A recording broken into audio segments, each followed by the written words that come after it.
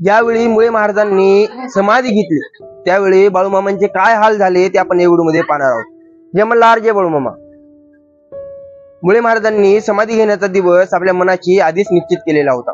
सन 1948 1871 वार बुधवार चैत्र शुद्ध प्रतिपदा सायंकाळी 5 वाजल्यापासून महाराज आपल्या भक्तांना एकसारखे विचारित होते। अरे गुड्याखाली उतरल्या का? भक्त म्हणाले नाही महाराज। नंतर एका तासाभराने गुड्या खाली उतरू लागल्या। सूर्यास्ताची वेळ झाली। महाराजांनी आपले पंचप्राण पंचतत्वात विलीन केले। भक्तांनी भजनाच्या रामकृष्ण हरी नामाच्या गजरात दिंडी काढली। महादेव मंदिरापासून सुरुवात होऊन मिरवणूक गावभर फिरून शेवटी वेदगंगेच्या काठी आली। तिथेच महाराजांची समाधी बांधण्यात आली। ज्यावेळी महाराजांनी समाधी घेतली त्यावेळी मामांचा मुक्काम बकऱ्या समवेत तालुका औरनाळ तालुका गडिंग्लज येथे।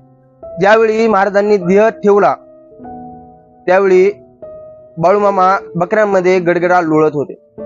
बाळूमामांच्या देहाची लाही लाही होत, त्यांच्या डोळ्यातून अश्रुधारा वाहत होत्या। त्यांनी 3 दिवस अन्नाला स्पर्श सुद्धा केला नाही आणि 3 दिवस कुणाशी जास्त बोललेही नाही। हा क्षण खूप सुंदर आहे। जर तुम्हाला आवडला असेल तर शेअर नक्की करा। जय बाळूमामा।